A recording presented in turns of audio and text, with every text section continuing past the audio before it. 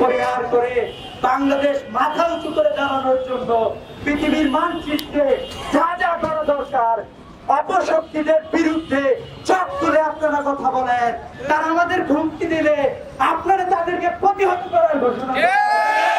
বাংলাদেশের তরুণরা পৃথিবীতে অসংখ্য বিপ্লব সাধিত হয়েছে।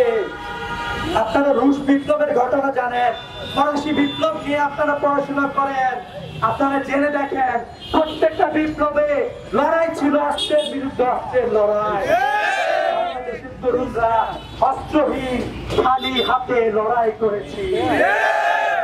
যে জাতি খালি হাতে লড়াই করতে পারে সে জাতিকে হারানোর মতো পৃথিবীতে কেউ থাকে না।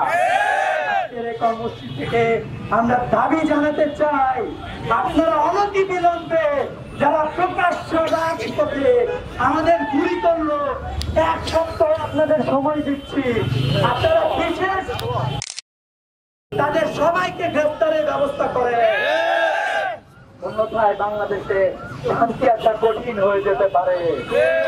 আমরা আপনাদেরকে আলটিমেটাম দিয়ে যাচ্ছি, আর কোন ভাইকে ভারতের বিরুদ্ধে কথা বলতে গিয়ে যদি জীবন দিতে হয়, আপনারা দেখেছেন আমাদের শহীদ আফজাল ফাহাদ জীবন দিয়েছিল।